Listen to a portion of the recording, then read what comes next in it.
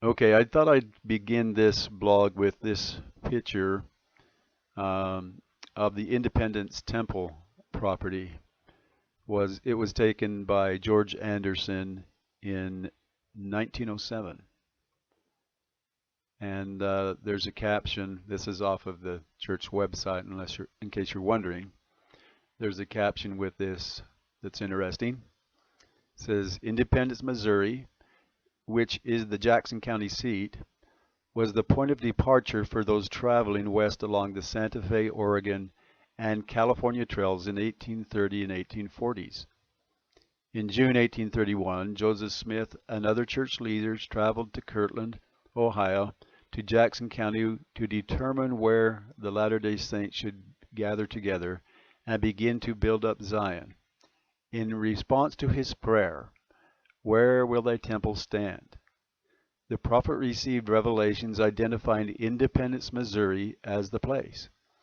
Behold, the place which is now called Independence is the center place, and the spot for the temple is laying westward, upon a lot which is not far from the courthouse. That from D&C 57 verses 2 and 3. On August 2nd, 1831, Sidney Rigdon dedicated the land of Zion for the gathering of the saints. The following day, the prophet Joseph Smith dedicated the temple site. So I think that's a fitting introduction and a good place to start this blog. On the topic of redeeming Zion, there are a number of varying ideas that exist. But I'm going to say that the two primary concepts are those who feel that we need to establish Zion, maybe institute the United Order, or live the consecration, more fully and formally, leading up to the second coming. And then there's the other school of thought that don't really think that we'll see anything like that until after Christ comes. And so that's going to be the primary thrust of the blog today, but we're for sure going to get into some other very interesting concepts. So let's go ahead and do it. Okay, so what we're going to do now is consider a couple of circumstances in the scriptures that where we've had Zion societies established in the past. And of course, imagine the most well-known would be Enoch. And so we're here in chapter 7 of Moses. We read, "And so great was the faith of Enoch that he led the people of God, and their enemies came to battle against them. And he spake the word of the Lord, and the earth trembled, and the mountains fled, even according to his command. And the rivers of water were turned out of their course, and the roar of the lions was heard out of the wilderness. And all nations feared greatly. So powerful was the word of Enoch, and so great was the power of the language which God had given him. There also came up a land out of the depth of the sea, and so great was the fear of the enemies of the people of God, that they fled and stood afar off, and went upon the land which came up out of the depth of the sea. And the giants of the land also stood afar off. And there went forth a curse upon all people that fought against God." So we see here a time of conflict in which Enoch exhibits this great power of faith and so forth.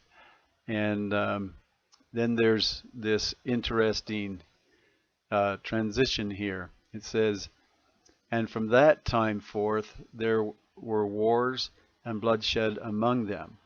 But the Lord came and dwelt with his people, and they dwelt in righteousness." So here we have the Lord coming and dwelling with his people. And because of the power of the Lord that was with them, we learn in verse 17, "The fear of the Lord was upon all nations, So great was the glory of the Lord which was upon his people.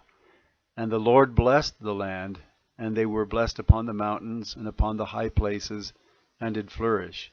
And the Lord called his people Zion, because they were of one heart and of one mind, and dwelt in righteousness, and there was no poor among them. Okay, so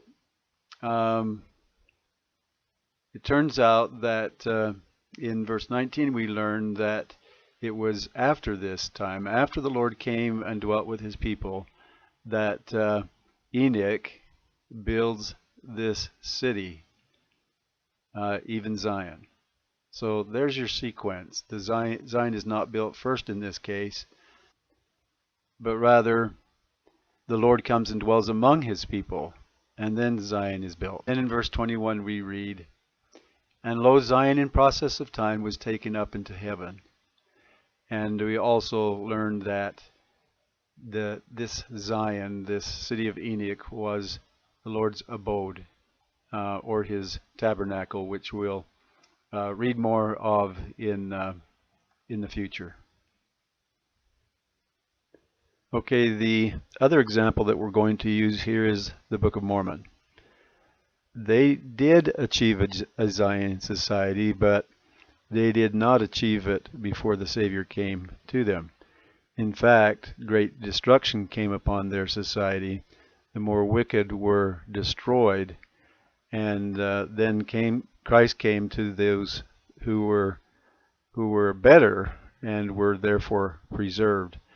And that's more in line with the story of the second coming that we have. Ezra Taft Benson told us that the Book of Mormon was the pattern of the second coming. And as we get into the scriptures, I think we'll see verification for this. Since we're speaking of the redemption of Zion, if we were to look at our four pillars here, we're actually speaking of a time period right here at the end of the sixth seal, and and this period, transition period here to where Christ comes to the New Jerusalem. So this is really the area that we're going to be focused on today. In order to understand the redemption of Zion, we have to understand a little bit about the circumstances that will prevail at the time. And in the 7th chapter of Daniel, he gives us a pretty good setup for the second coming. He speaks here of the little horn, which is America, or is closely associated with America. But he also sees this horn where it has eyes like the eyes of a man, and a mouth speaking great things. And he says, "I beheld till the thrones were cast down, and the Ancient of Days did sit." So this situation with the horn, or this man, whoever or whatever this is closely associated with the coming of the Ancient of Days, which we know is Adam, and therefore very closely associated with the second coming. So let's scroll down, and we get down here to verse 20, and we see this mentioned again. Even that horn that had eyes and a mouth and spake great things, it says, the same horn made war with the saints and prevailed against them. So this is going to happen, and it leads up to the Ancient of Days coming. In verse 25, "And he shall speak great words against the Most High, and shall wear out the saints of the Most High, and think to change the times and the law. And they shall be given unto his hand," that is the saints, "until a time and times and the dividing of time." So we interpret that time as 1 year, times as 2 years, and the dividing of time as half a year. So we have 3.5 years, 42 months, or the other way that John speaks of it is 1,260 days. And so the saints are to be persecuted, worn out, in bondage, however you want to put this, for this period of time until the judgment sits, which is when Christ comes. When Adam comes to Adam and Christ comes to him, and we see the second coming. And at that time the kingdom and dominion and the greatness of the kingdom under the whole heaven shall be given unto the people of the saints of the Most High, whose kingdom is an everlasting kingdom. And so this situation, this circumstance, where the saints are persecuted and held down for this period of 42 months, is the most predictive passages. These things are the most predictive passages of Scripture, in all Scripture, of the second coming. Because when that happens, it is when the judgment sits, or when Adam comes to Adam and Christ comes at the second coming, that kingdom will be thrown down, and Christ's millennial kingdom will be established. Here in Revelation 13, we see another view, or get another view or perspective on the little horn, although it's not called or referred to the little horn here, but as the beast. And we learn in verse 4 that the dragon that gives power to the beast, of course that would be Satan, right? And John says, who is like unto the beast? Who is able to make war with him? Apparently no one, because the Lord is not even going to spare the saints at this time as far as being able to overcome or withstand the beast. Okay. And you notice here in verse 5 we see very similar language to what we were reading in Daniel chapter 7. He speaks of has a mouth speaking great things. Okay. And it says, power was given unto him. So the Lord permits this to happen, and he has power to continue 42 months. So let's say if this is an individual, then apparently they're going to be in power, because you can't continue unless you're in power to begin with. And he opens his mouth in blasphemy against God, to blaspheme his name and his tabernacle, and them that dwell in heaven. And again, it is given unto him to do what? To make war with the saints and to overcome them. So they'll be persecuted, they'll be overcome, they'll be in bondage, however you want to look at that. And we also learn here, power was given him over all kingdoms and tongues and nations.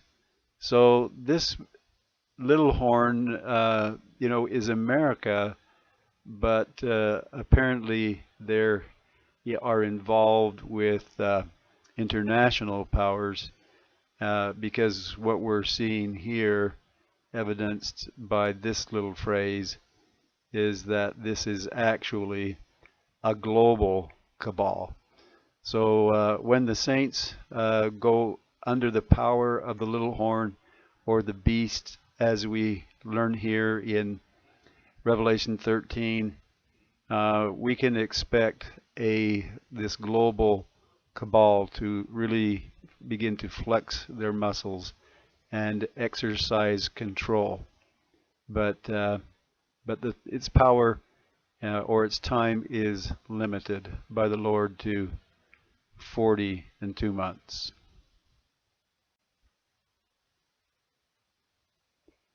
Heber C. Kimball, a counselor to Brigham Young, also spoke of a time very similar to what we've been learning about in Daniel chapter 7 and Revelation 13. Said he, "The judgments of God will be poured out on the wicked to the extent that our elders from far and near will be called home." Or, in other words, the gospel will be taken from the Gentiles and later on carried to the Jews. The western boundary of the state of Missouri will be swept so clean of its inhabitants that, as President Young tells us, when you return to that place, there will not be left so much as a yellow dog to wag its tail. Before that day comes, however, the saints will be put to the test that will try the integrity of the best of them. The pressure will become so great that the more righteous among them will cry unto the Lord day and night until deliverance comes. Then the prophet and others will make their appearance, and those who have remained faithful will be selected to return to Jackson County, Missouri, and take part in the upbuilding of the beautiful city, the New Jerusalem. And so we see that has pretty much all of the same elements. That there is this time before we return to Jackson County where there will be great stress and persecution of the saints, and I believe that's really the 42 months that Daniel and John speak of. And you notice that the deliverance here is connected with the prophets and others who will make their appearance, and who will lead the saints back to Missouri, and where they will eventually build the New Jerusalem. It's interesting. Well, we know that there will be a cleansing of America before Christ comes. And we have a statement here from Orson Pratt that coordinates that destruction with the return to Jackson County. He says, "Well then, to return to prophesying, when the time shall come that the Lord shall waste away this nation, he will give commandment to this people to return and possess their own inheritance, which they purchased some 44 years ago in the state of Missouri." And so we will see great destruction take place. And I believe that this destruction will be at the time when the saints are delivered from the bondage of the 42 months and led back to the New Jerusalem. In Isaiah chapter 18, we get some timing for the destruction of America.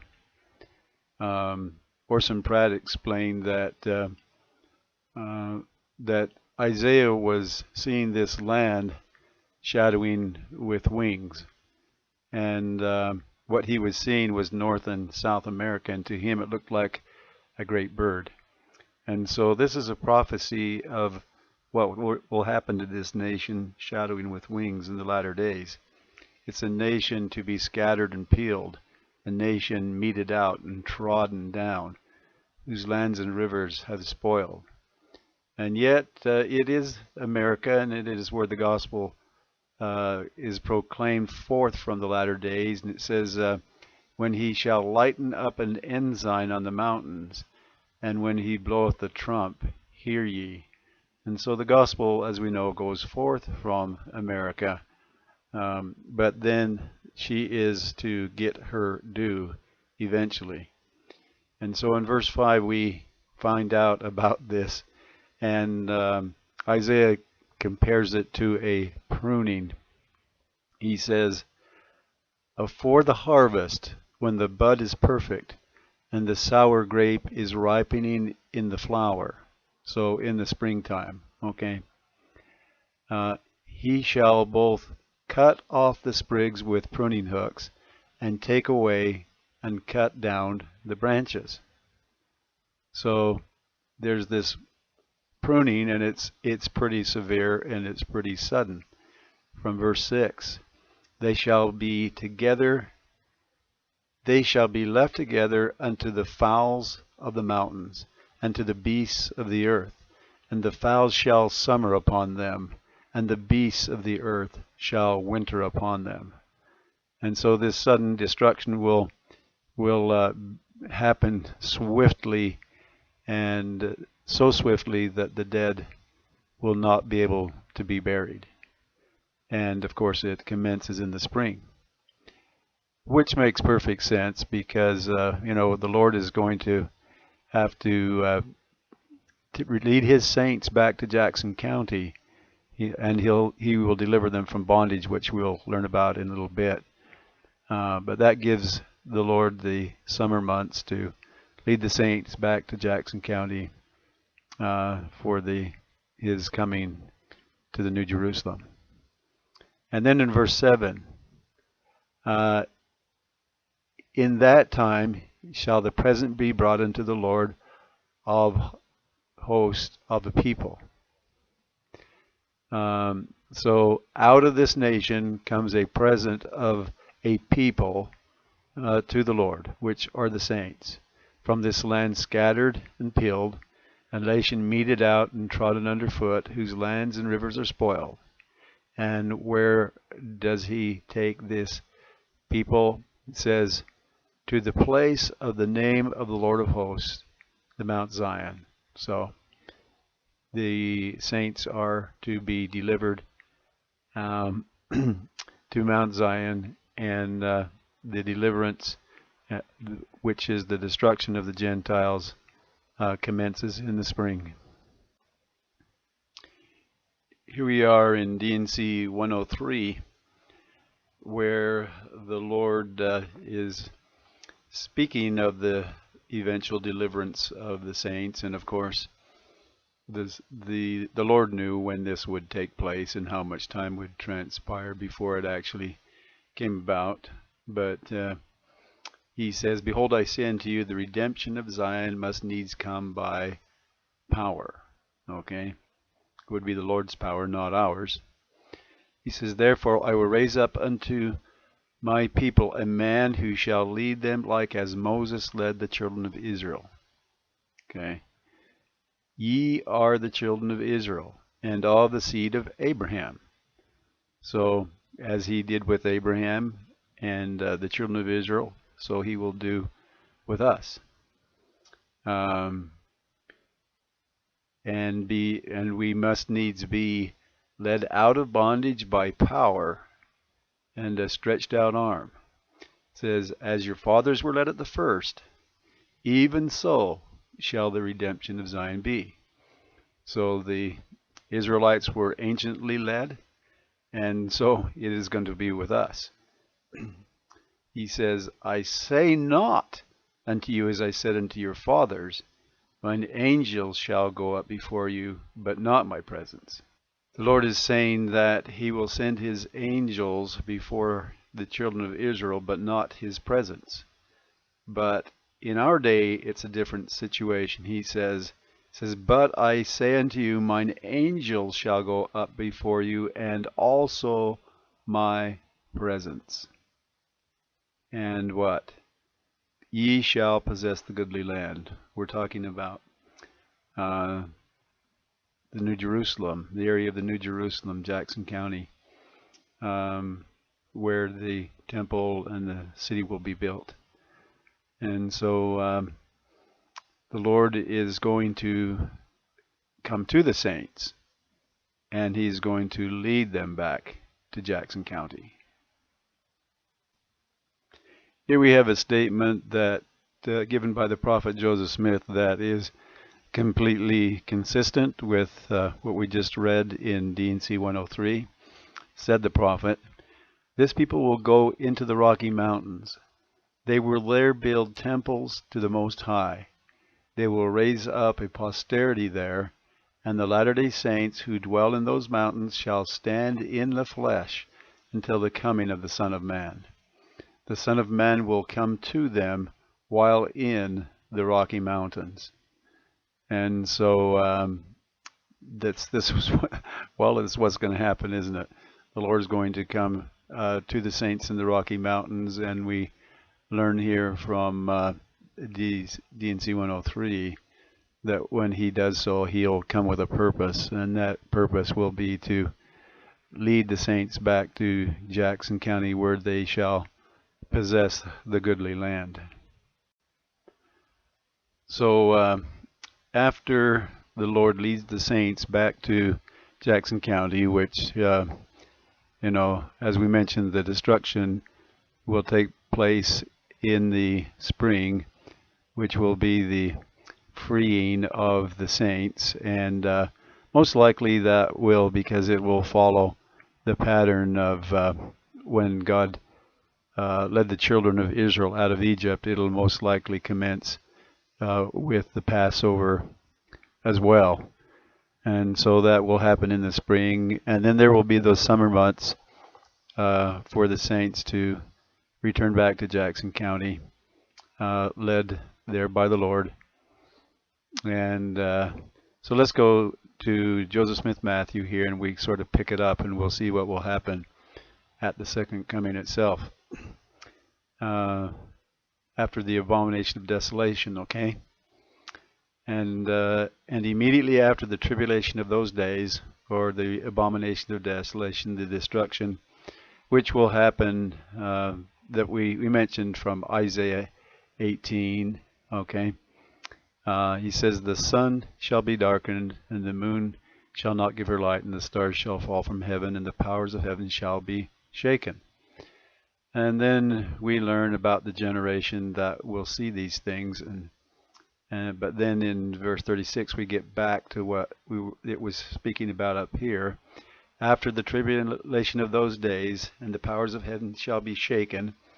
And let's not forget that the sun is darkened and the moon won't give her light. So this is during darkness, okay? Then shall appear the sign of the Son of Man in heaven. So the earth will be in darkness. Now, this darkness won't be caused by anything in the atmosphere, because if that were the case, when you looked up into the heavens, you would not see the sign of the Son of Man. So whatever the cause of the darkness is, it's not atmospheric, okay? So you see the sign of the Son of Man, which I believe is actually Christ coming. And it says, then shall they see the Son of Man coming in the clouds of heaven with power and great glory.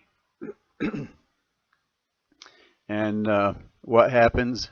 We learn in verse 34, he shall send his angels before him with the great sound of a trump, and they shall gather together the remainder of his elect from the four winds, from one end of heaven to the other.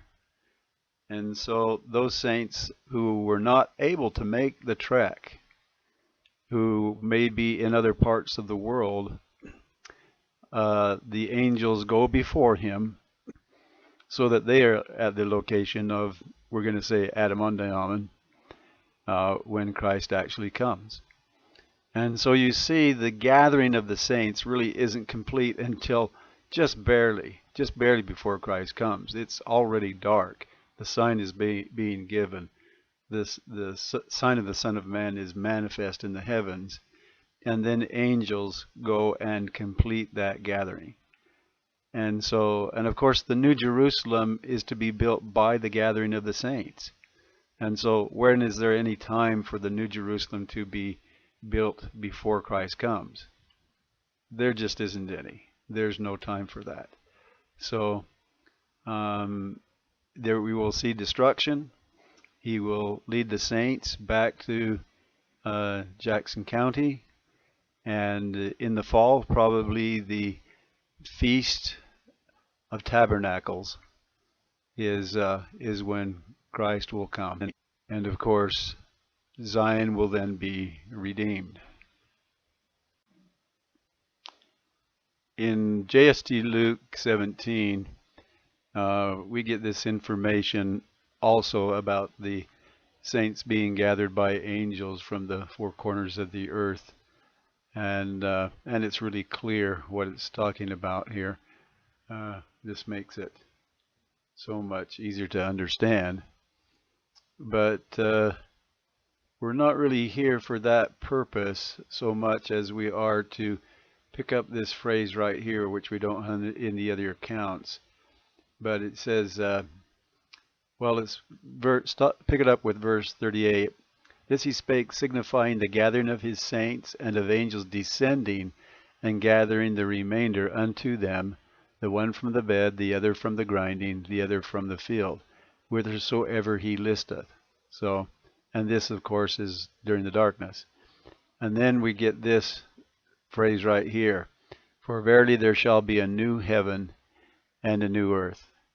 So now we're going to go find out what the connection of the new heaven and the new earth is with this gathering of the saints during the darkness at his second coming.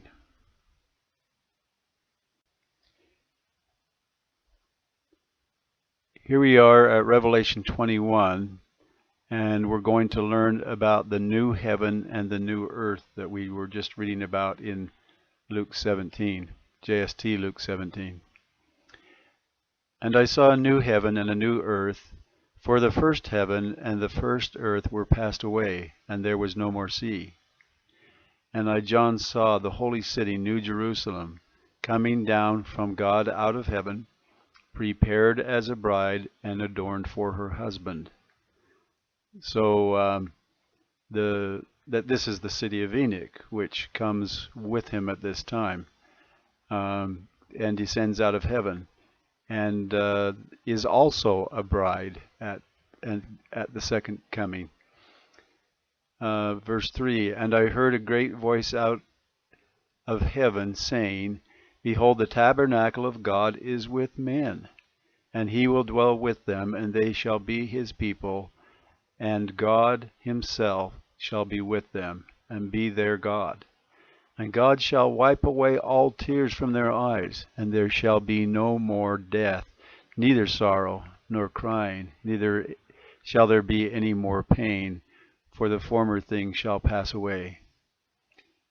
Okay, so here we have the city, or the New Jerusalem, the city of Enoch, that comes with him at this time, and we shall tabernacle with him as the Jews teach when he comes. Okay, so this pretty much winds it up. My main reason for making this video blog was to help others understand the process, the timing, the sequence of the redemption of Zion, that we don't have to be looking for the building of the New Jerusalem before Christ comes, because that's not going to happen. We don't have to worry about formal organization as far as living the law of consecration in formal ways. And we shouldn't get ourselves all wound up and criticize the church because we don't see the church doing these things. They don't need to be doing those things. That's not the way it works. The brethren have us right on course, and we can only get ourselves cross-threaded and jeopardize our own opportunities by criticizing them. If we're meek, if we're humble, if we're doing our work to build the kingdom and prepare, we'll be in good shape. We'll have oil in our lamps, and we'll be able to participate with the other worthy saints in the second coming. Thanks for watching.